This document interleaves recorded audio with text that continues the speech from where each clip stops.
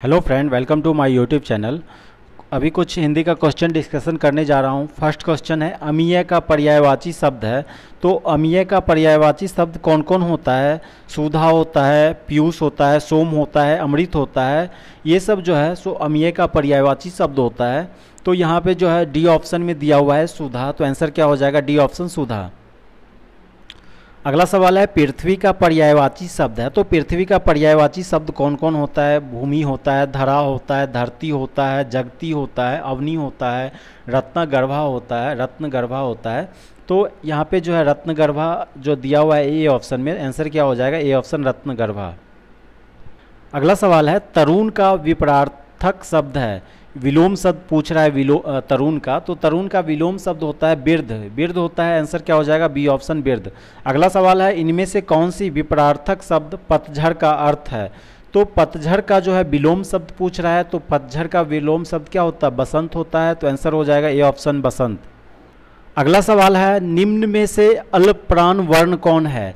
तो प्राण का मीनिंग क्या होता है? प्राण का मीनिंग होता है हवा से है, हवा से है, हवा मीनिंग होता है। तो प्राण के आधार पे, हवा के आधार पे दो प्रकार का जो है सो बांटा गया है। यहाँ पे अल्प प्राण और एक महाप्राण होता है। हर एक वर्ग में जो है सो पहला, तीसरा और पांचवा व्यंजन जो है, पहला, तीसरा और पांचवा व्यंजन जो है अल्प प्राण वर्ण होता है।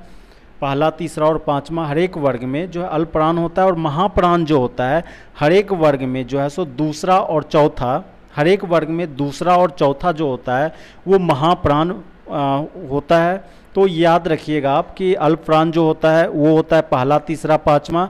तो यहाँ पे देखिए पूछ रहा है कि अल्प प्राण कौन है? तो क, ख, ग पहला, तीसरा है, इसलिए सी इसका आंसर हो जाएगा।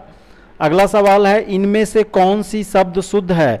तो शुद्ध शब्द कौन लिखा हुआ है ये पहचानना है। तो भस्म जो है ये गलत तरीका से लिखा हुआ, सही ऐसे लिखाता है। हिंदू भी जो है गलत लिखा हुआ है, सही तरीका से इस तरह से लिखाएगा। नेक्स्ट है चिन्ह, चिन्ह भी गलत लिखा हुआ है। प्राण जो है वो सही लिखा हुआ है, तो आंसर क्या हो जाएगा? डी ऑप्शन प्राण। नेक्स्ट सवाल है, इनमें से कौन सा शब्द अशुद्ध है? अशुद्ध शब्द पहचानना है। तो कलश, रसायन, कल्याण ये सही लिखा हुआ है। पुण्य गलत लिखा हुआ है, सही तरीके से कैसे लिखाएगा? इस तरह से सही तरीके से लिखाएगा। नेक्स्ट क्वेश्चन है, संधि कितने प्रकार के होते हैं? तो संधि जो है 3 प्रकार के होते हैं। कौन कौन होते हैं? स्वर संधि, व्यंजन संधि, विसर्ग संधि। अगला सवाल है, दिए गए शब्दों में शुद्ध वर्तनी वाला शब्द है। तो ये जो सर्वोत्तम लिखा है ये गलत लिखा है, सही तरीके से कैसे लिखेगा? तो संयुक्त होता है, तो ये जो है सर्वोत्तम ये सही तरीके से लिखा है। कीर्ति भी गलत लिखा हुआ है, सही तरीके से इस तरह से लिखाएगा। स्रोत जो है ये सही लिखा हुआ है, आंसर क्या हो जाएगा? सी ऑप्शन स्रोत। ये डी ऑप्शन जो लिखा सांसारिक है, सांसारिक होता है, इस तरह से सही तरीके से लिखाएगा। अगला सवाल है, महात्मा में कौन सा समास है? तो महात्मा में जो है सो क्या आ रहा है? बीच में जो है विग्रह करने पे के आ रहा है, तो कर्मधारय समास हो जाएगा। कर्मधारय समास किसको कहते हैं? जिसके मध्य में विग्रह करने पे, जिसके मध्य में है जो और के समान आए, तो उसको कर्मधारय समास कहते हैं। अगला सवाल है, हिंदी वर्णमाला में आयोग वाह वर्ण कौन से हैं? तो आयोग वाह वर्ण जो है सो जिसमें अनुस्वार और विसर्ग लगा हो उसे आयोग वाह वर्ण कहते हैं। तो किसमें जो है सो अनुस्वार और विसर्ग लगा हुआ है? तो सी ऑप्शन में लगा हुआ है, तो आंसर हो जाएगा सी ऑप्शन। अगला सवाल है, निम्न में से कौन सा घोष वर्ण है? घोष का मीनिंग क्या होता है? कि ध्वनि का कंपन।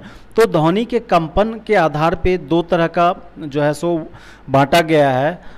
तो पहला जो होता है अघोष होता है, दूसरा घोष होता है। अघोष जो होता है उसको कैसे पहचानेंगे? तो हर एक वर्ग में पहला और दूसरा व्यंजन जो होता है वो घोष वर्ण होता है। पहला और दूसरा पहला और दूसरा जो होता है वो अघोष व्यंजन होता है, और दूसरा होता है घोष व्यंजन। घोष व्यंजन जो होता है वो हर एक वर्ग का तीसरा, चौथा और पांचवा जो है वो घोष होता है। तो आप सिंपली याद रख सकते हैं ऐसे कि अघोष जो होता है पहला, दूसरा होगा, और घोष कौन होगा? तीसरा, चौथा, पांचवा जो व्यंजन होगा वो हो जाएगा घोष। तो यहाँ पे देखिए सी ऑप्शन में दिया है प, फ, ब, म, तो ये 5वां दिया हुआ है सी ऑप्शन में। म जो है 5वां स्थान का है, तो हो जाएगा घोष वर्ण। तो आंसर हो जाएगा सी ऑप्शन, घोष वर्ण है मौ। अगला सवाल है हिंदी में मूलतः वर्णों की संख्या कितनी होता है? तो वर्णों की संख्या जो है 52 होता है, उसमें 13 स्वर होता है, 35 व्यंजन होता है और 4 जो है संयुक्त व्यंजन होता है। तो आंसर क्या हो जाएगा? C option 52। अगला सवाल है अक्षौ ध्वनि किसके अंतर्गत आती है? तो ये जो है सो अक्षौ ये संयुक्त व्यंजन है, तो डी ऑप्शन हो जाएगा संयुक्त वर्ण। तो संयुक्त वर्ण जो होता है वो कुल 4 है, अक्षौ त्र ज्ञ स्र। तो ये आप याद रखिएगा कि संयुक्त वर्ण कौन कौन होता है, ये 4 होते हैं, अक्षौ त्र ज्ञ स्र। अगला सवाल है ज्ञान वर्ण किन वर्णों के संयोग से बना है? तो ज्ञान वर्ण जो है सो जौ और या के संयोग से बना है, याद रखिएगा। इसी तरह से त्र जो है तो और रौ के संयोग से बना होता है। अगला सवाल है घौ का उच्चारण स्थान कौन सा है? तो ये जो है कौन सा वर्ग का है? तो क वर्ग का है, क ख ग घ। तो क वर्ग का जो होता है उसका उच्चारण स्थान कौन सा होता है? कंठ होता है, घौ। आप बोल के देखिएगा तो ये कंठ से निकलता है। तो जो है सो क्या हो जाएगा आंसर? डी ऑप्शन इसका हो जाएगा, कंठ। अगला सवाल है जिन शब्दों के अंत में अ आता है उन्हें क्या कहते हैं? तो जिन शब्दों के अंत में अ आता है उसको अकारांत कहते हैं। तो आंसर क्या हो जाएगा? बी ऑप्शन, अकारांत। अगला सवाल है पुरोहित में उपसर्ग है, तो उपसर्ग किसको कहते हैं? जिस शब्दांश शब्दों में जुड़कर उनके अर्थ में कुछ विशेषता लाता है उसे उपसर्ग कहते हैं। तो पुरोहित में कौन सा उपसर्ग है? तो पुरः जो है पुरोहित का उपसर्ग है, डी इसका आंसर हो जाएगा, पुरः। अगला सवाल है अवनत शब्द में प्रयुक्त उपसर्ग है, तो अवनत शब्द में प्रयुक्त उपसर्ग क्या है? अब जो है सो अवनत शब्द में प्रयुक्त उपसर्ग है। अगला सवाल है सावधानी शब्द में प्रयुक्त प्रत्यय है, तो प्रत्यय क्या होता है?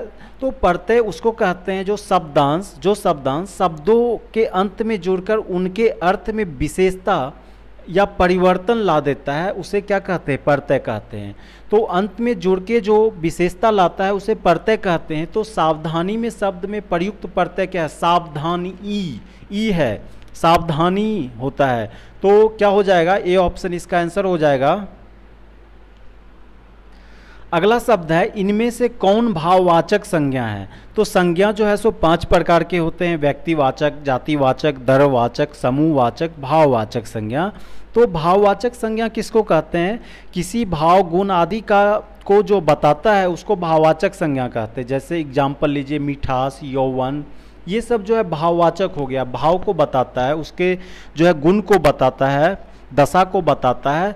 तो यहाँ पे जो है श्याम, पानी, बचपन, नदी, तो इसमें जो है भाववाचक संज्ञा कौन सा है? बचपन, बचपन आंसर हो जाएगा।